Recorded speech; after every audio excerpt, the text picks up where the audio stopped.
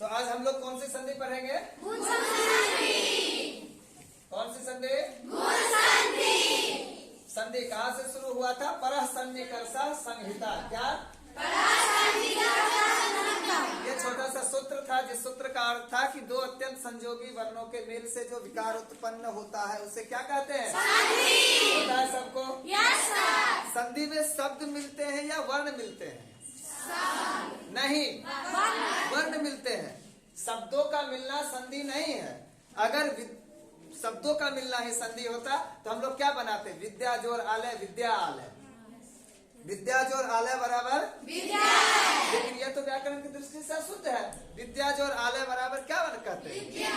विद्यालय। यानी कि विद्या का आ और आलय का आ दोनों का विकार होता है, दोनों मिलते हैं और एक आ बच जाता है, जिससे होता है विद्या जोड़ आलय बराबर विद्यालय। तो प्रश्न आपसे पूछेगा कि वर्ण मिलते हैं संधि में या शब्द मिलते हैं संधि में? क्या वर्ण मिलते हैं। वर्णों के मिलने से विकार भी उत्पन्न होता है। विकार क्या? तो वो हम लोग समझ चुके हैं, ठीक है। तो उसके बाद आएगा कि संधि के कितने भेद? नहीं, हाँ, यहाँ पे कंफ्यूजन होता है। बार बार ये कंफ्यूजन होता है। प्रश्न लोग पूछते हैं, प्रश्न आता है कि संधि के कितने भेद हैं और उसका ऑप्शन रहता है 1, 3, 2, 5। संधि के कितने भेद हैं? तो 3। ये अपना सही है। फिर दूसरा आता है क्या कि स्वर संधि के कितने भेद हैं? तो वही आता है, यानी कि संधि के 3 भेद। कौन कौन? पहले स्वर संधि, फिर व्यंजन संधि और कोई कंफ्यूजन नहीं है। तो स्वर संधि के कितने भेद? अब स्वर संधि किसे कहते हैं? तो स्वर वर्णों के मेल से स्वरों में जो विकार उत्पन्न होता है उसे, यानी कि क और च नहीं स्वर संधि में मिलता है।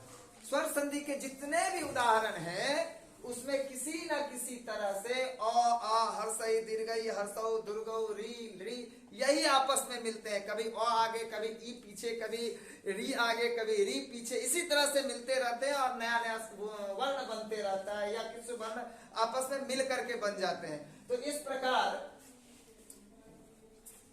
स्वर वर्णों के मेल से स्वरों में जो विकार उत्पन्न होता है उसे क्या कहते हैं? अब हम लोग जान चुके थे कि स्वर संधि के कितने भेद हैं? 5। कितने भेद? 5। कौन कौन?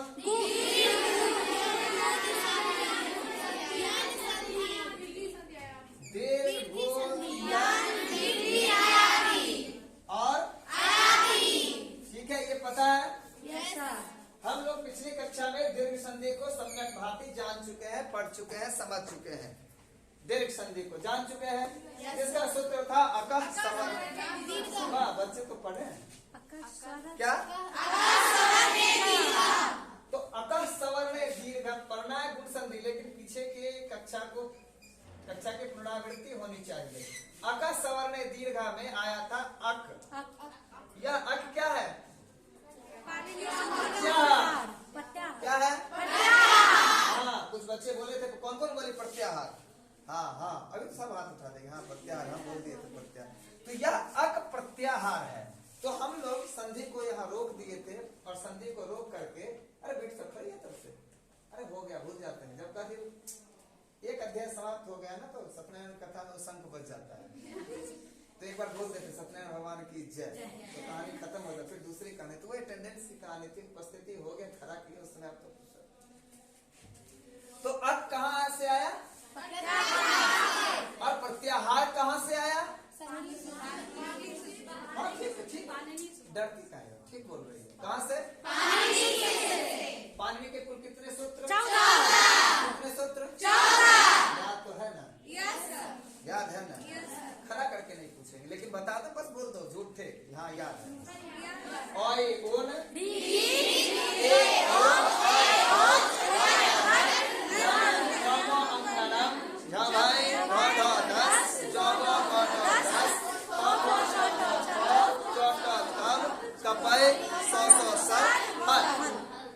ठीक है, यानी कि अ से शुरू हुआ, ल पे जाके समाप्त हो गया। इति माहेश्वराणि सूत्राणि, ये क्या है? तो इसी माहेश्वर सूत्र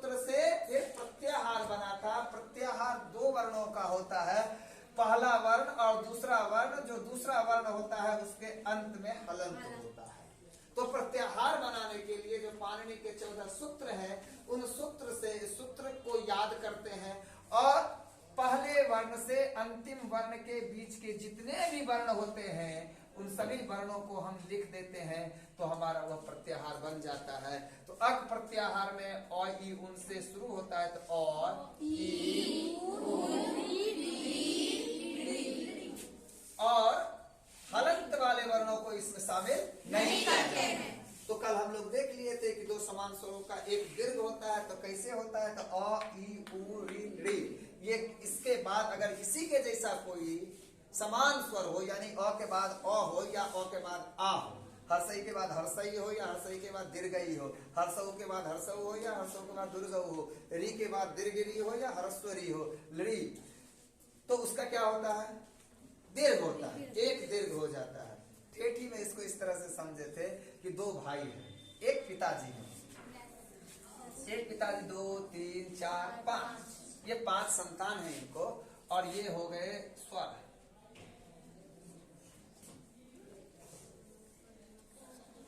है ना। ये एक संतान इसके, इसको 2 बेटा, एक अ और एक आ, और इनको 2 बेटी ही है, ई और ई, क्या ई और ई, 2 बेटी ही है। तो ये अ और अ, बड़का भाई आ, छोटका भाई अ, बड़की बेटी ई और छोटकी बेटी ई, हर्षई। तो जब 2 वर्ण आपस में किसी तरह से स्वर वर्ण के मिलेंगे तो वो एक दीर्घ हो जाएगा। तो अ जोड़ अ बराबर आ। पिछली कक्षा में ये हो गया, इस पे अधिक समय नहीं व्यर्थ में बर्बाद करना। अपने लोगों को आना है कहाँ पे, सूत्र इसका क्या है, आद पुनः, क्या कोई शंका, सचर है, देख रहे हैं, ठीक।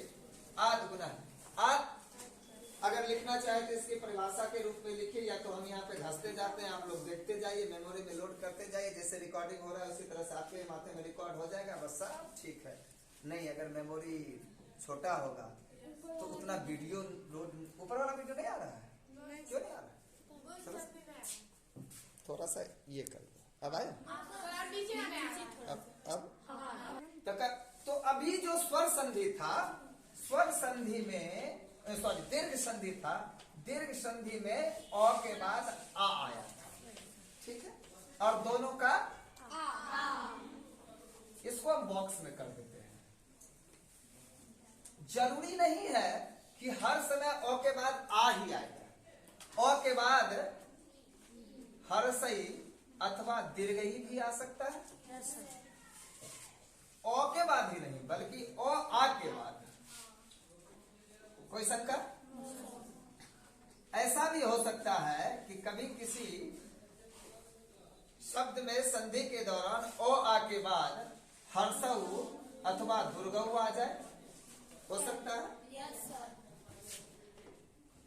तो अका सवर्ण दीर्घ में कौन कौन सा, अ ई उ, ई अ के बाद अ तो हो गया, अ के बाद ई पे चल रहे हैं, अ के बाद उ, तो अ ई उ री री।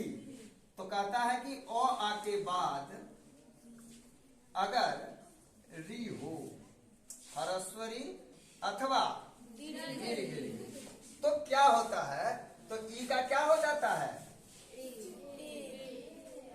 पढ़ के नहीं आई कर, कहे थे ना कि घर में कुछ प्रीवियस नॉलेज, यानी कि जो हम आज पढ़ेंगे वो कल पढ़ के आए। हम पिछली की कक्षा में प्रार्थना के दौरान कहे कि स्कूल कोई पढ़ने मत आओ, स्कूल में पढ़ाई नहीं होता है। कहोगे कि सर कहते हैं स्कूल में पढ़ाई नहीं होता है। आपके उम्र के बच्चे स्वाध्याय करते हैं, खुद पढ़ते हैं, और उस पढ़ने के दौरान जो समस्या आती है शिक्षक उसको दूर करते हैं। और यह प्रवृत्ति और यह सिस्टम अगर पढ़ने का जाए कि बच्चे खुद मैथ्स बनाए और जहां उनको दिक्कत हो शिक्षक से पूछे, बहुत तेजी के साथ आगे बढ़ेगा। तो आप गुण संधि पढ़ के आते और अभी आप पूछते सर हम ये पढ़ लिया, अब इसमें हमको ये समझा दीजिए, तो और आज आगे बढ़ गए होते। तो अ ई के बाद अ आ के बाद हर्षई दीर्घई हो तो क्या होता है, अ आ के बाद अगर हर्षऊ दुर्गऊ हो तो क्या होता है, कोई शंका। और अ आ के बाद अगर री हो अर हो जाता है। ठीक है, ये अपना सूत्र है। अगर लिखना चाहे तो इसको लिख सकते हैं, या सेंटेंस वाक्य के रूप में लिखना चाहे तो इस तरह लिखेंगे कि यदि ओ आ के बाद हर्षई दीर्घई हो तो ए हो जाता है, यदि ओ आ के बाद हर्षौ दीर्घौ हो तो इस तरह से वाक्य के रूप में भी लिख सकते हैं, अथवा कुछ नहीं तो ये सूत्र की तरह लिख सकते हैं। और उसके बाद हम लोग फिर आगे देखेंगे शब्द मिलते हैं और शब्दों से कैसे, पीछे नहीं रानी नहीं लिख रही है, तो किताब में है इसलिए नहीं लिख रहे हो। हाँ लिखो, संस्कृत में एक श्लोक है, पुस्तकेषु या विद्या परहस्तेषु गतं धनम विपत्ति विवादे च न च विद्या न च धनम। सुनिए, नहीं सुनिए, पूछो इसका अर्थ क्या होता है, तो पूछोगे तब तो बताएंगे ना।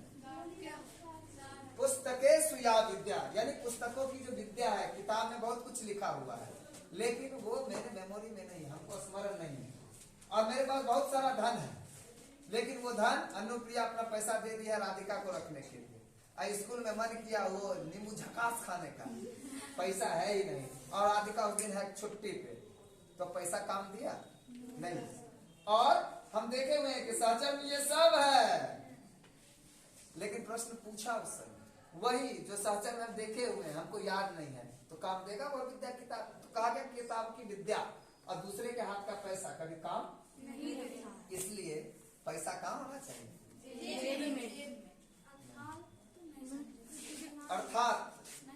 अर्थात पुस्तकेषु या विद्या परहस्तेषु गतं धनम, पुस्तकों की विद्या और दूसरे के हाथ का धन विपत्ति और विवाद काल में काम नहीं देता है।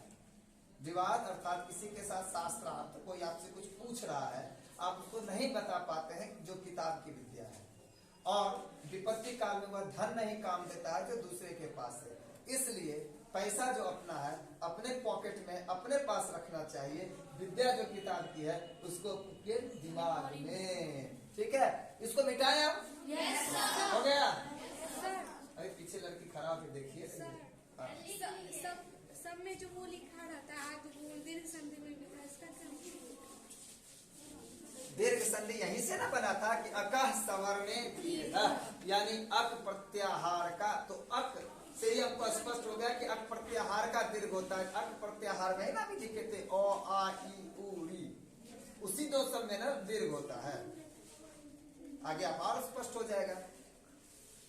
कल एक उदाहरण दिए थे इसका,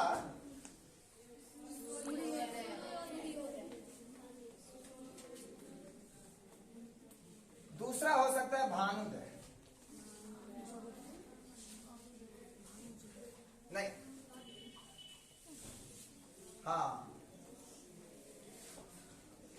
भानुदय इसका नहीं होगा, इसका चंद्रोदय। क्या चंद्रोदय? सूर्योदय, तो सूर्य जो उदय सब बच्चे जानते हैं ना। yes, अभी मैट्रिक परीक्षा का जो पैटर्न आया है उसमें अब इस तरह से संधि नहीं पूछता है कि बताओ सूर्योदय का संधि क्या होगा, सूर्य जो उदय, बच्चे लिख दिए 1 नंबर मिल गया, या लिखा हुआ सूर्य जो उदय बराबर क्या होगा तो बच्चे लिख दिए सूर्योदय, 1 नंबर मिल गया। ये प्रश्न नहीं पूछ रहा है। पिछले 2-3 वर्षों का प्रश्न अगर आप देखेंगे तो उसमें पूछा है कि बताइए सूर्य जो उदय में किन किन वर्णों की संधि हुई है, तो हम वहां पे लिखेंगे या ऑप्शन दिया हुआ तो उसमें से चुनेंगे अ जोड़ उ बराबर ओ। ठीक है, क्या बचा? इसका पहले शब्द का अंतिम वर्ण, क्या पहले शब्द का अंतिम वर्ण, और दूसरे शब्द का तो सूर्य शब्द का अंतिम वर्ण क्या ओ, उदय का पहला वर्ण क्या उ, तो अ जोड़ उ। सूत्र अपना यहाँ लिखे थे कि ओ आ के बाद अगर हर्षौ दीर्घौ हो तो क्या हो जाता है ओ हो जाता है। तो सूर्य से ओ निकल गया था तो क्या बचा इसमें सूर्य, या में हल। ये जो इसका ओ और ये उ दोनों मिलके क्या बढ़ गया यहाँ पे ओ, इधर क्या बचा दूसरे शब्द का बचा द। तो ये हलंत वाला यो ओ के साथ संधि कर गया तो संधि दोनों मिल करके हो गया सूर्यो, बचा हुआ द। सूर्य जोड़ उदय बराबर कोई शंका? कोई शंका? विद्वान हो रही हो ना? विद्वान नहीं हो रही, विदुषी हो रही। विद्वान का स्त्रीलिंग विदुषी विद्वान लड़का होता है, विद्वान हम, विदुषी आप लोग। तो चंद्र जोर उदय, चंद्र जोर उदय। अच्छा, आज से पहले पता था कि कैसे सूर्योदय होता है? नहीं पता था, आज से पता हो गया। हम पूछे कैसे सूर्योदय होता है, तो सर वो उधर जाते हैं ना, उधर एक समुद्र है, भगवान सूर्य उधर से निकलते हैं, उधर सूरज में डूब जाते हैं, और जब हम सो जाते हैं ना तो पूरी रात से इधर से वो पानी से निकल करके फिर तैरते हुए इधर आ जाते हैं, फिर सवेरे सवेरे निकल जाते हैं। ऐसे ही सूर्योदय होता है। तो ऐसे सूर्योदय नहीं होता है, सूर्य जो उदय होता है, सूर्य का अ और उदय का उ दोनों मिलके ओ बनता है, सूर्योदय होता है। तो चंद्रोदय, चंद्र का उदय का और जो रू बराबर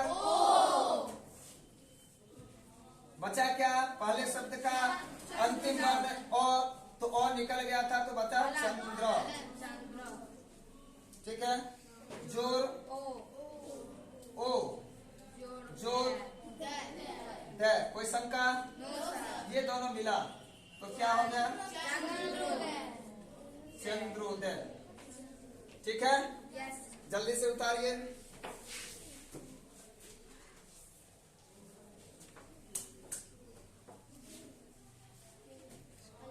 हो गया? मिटा दे, इधर वाला मिटा देते हैं। ये सब तो आप पढ़े हुए पहले से हैं। बच्चा बहुत होशियार है, विषय में लिख दो व्याकरण।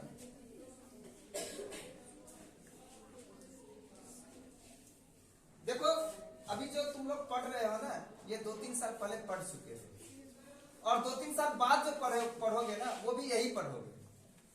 इंटर की जो परीक्षा हुई थी उसका प्रश्न पत्र लेकर के आया ना, उसमें यही पूछा था, लेकिन बच्चा उसको भी गलती करके आ गया। यही सूर्योदय, अभी अभी परमेश्वर जो हम लिख रहे हैं ये पूछा था। क्या लिखे? क्या? परमेश्वर। शादी का कार्ड आता है ना घर में? उठा के पढ़ते हो? हम नहीं पढ़ते हैं। मुझे क्यों नहीं पढ़ते हैं? अरे खोल के अंदर नहीं पढ़ते हैं, बस ऊपर में नीचे नाम किसका लिखा हुआ है, प्रेषक, यानी कौन भेजा है, नीचे नाम लिखा रहता है, और ऊपर में कितने तारीख को प्रीति भोज है, बस। अरे शादी हो, जनेऊ हो, ब्याह हो, मुरना हो, तारीख ऊपर में पढ़ लेते, इतने तारीख का ये कार्ड है, बस उस दिन भोज खाने के लिए जाना। लेकिन जब आप अंदर खोलिएगा तो यही आपको मिलेंगे सबके कार्ड में, केवल श्राद्ध वाला छोड़ करके सबके कार्ड में लिखा है परम पिता परमेश्वर की असीम अनुकंपा। होता है ना? किसकी अनुकंपा से? मेरे बेटे की शादी फलाने तारीख को हो रही, मेरी बेटी की शादी फलाने तारीख को हो रही है, मेरे बेटे का मुंडन फलाने तारीख, मेरे पोते का मुंडन फलाने तारीख को ना, सब किसके कृपा से? बोलो, तुम कल नहीं आई थी? कंचन नाम है ना, क्यों नहीं आई थी? कुछ कम नहीं। परमेश्वर क्या? परमेश्वर क्या है? रख पर। अच्छा, शादी का कार्ड निकाल के तुम पढ़ना शुरू करो, कार्ड बैग में रखी हुई। अच्छा ठीक है, बाद में पढ़ना, यही लिखा रहता है, सबको पता है। कौन संधि का? इसका संधि नहीं होगा, ये शब्द है, इसका विच्छेद होगा। क्या होगा इसका? संधि विच्छेद पढ़ते हैं ना हम लोग, संधि विच्छेद। तो संधि मिल जाता है, विच्छेद अलग हो जाता है। छोटा छिद्र का कहते हैं, ठेठी में छेद नहीं करते हैं, कपड़ा में छेद हो गया और बड़ा उसको फाड़ दिए, तो कपड़ा फाड़ दिया यानी कि कपड़ा का विच्छेद कर दिए। तो ये शब्द को थोड़ा अलग नहीं किए, आस पास लिखते हैं ना, आस अलग और पास अलग, और बीच में वो डंटी दे देते हैं। इसको क्या कहते हैं? इसको क्या कहते हैं? योजक। योजक जो उसको जोड़े रहता है, योजक क्या किए रहता है? शब्दों को आपस में आस को जोड़े हुए हैं, किससे? इसलिए हम जब उसको पढ़ते हैं तो आस पास एक साथ बोलते हैं, आस पास नहीं बोलते, आस पास करते हैं, क्योंकि आस पास दोनों अलग है लेकिन जुटा हुआ है। ये जो ऊपर वाला लाइनमा था ना, ये मीट करके जरा सा घसक के नीचे आ गया, योजक चिन्ह आस पास, तो ये छेद हुआ है इसमें। लेकिन इसको जब अलग कर देंगे, इसको भी हटा देंगे, तो ये विच्छेद हो गया। हम इस शब्द का क्या करेंगे? थोड़ा छेद नहीं करेंगे, क्या करेगी? विच्छेद। कौन करेगी? हाथ उठा। रानी एक और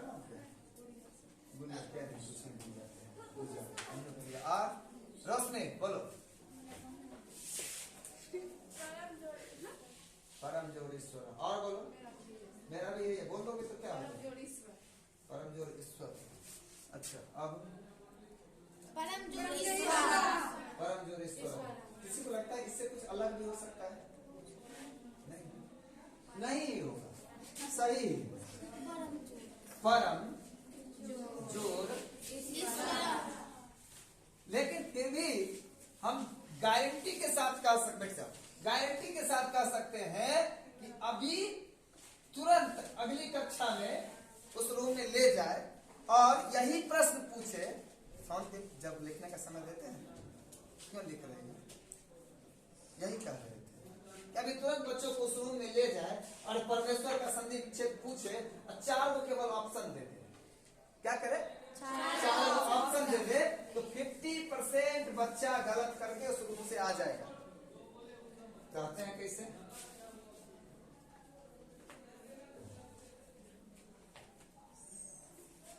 परम जोड़ ईश्वर। परम जोड़ ईश्वर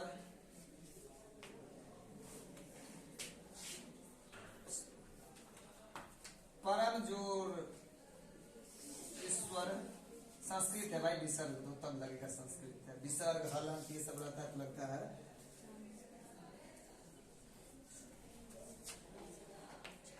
परम जोड़ ईश्वर। अरे हम पढ़ा रहे हैं। अरे अच्छा हम भी वही करेंगे। 2 3 4 चल सब देख रही हो? देख रही हो? परमेश्वर सबको पता है। परम जोड़ ईश्वर परमेश्वर। ठीक है ठीक है देख ले। क्या नाम है इसका? कल भूल गए। पल्लवी। भूल जाते हैं पल्लवी। ठीक है देख ले। खड़ी हो जाए। भारती कहाँ गई? इसका उसका ननिहाल है। नहीं ननिहाल नहीं, इसकी मौसी रहती है बिहार में। खड़ी हो जाए। राम जानकी मंदिर के पीछे। तुमको पता है क्या कि 3-4 दिन मधु मैडम और मेडका मैडम नहीं आने वाली है? नहीं पता है तो फिर बाल खुला कैसे लगे? केस धोए थे तो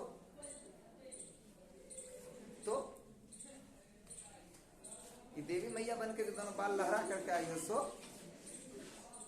चलो ठीक है।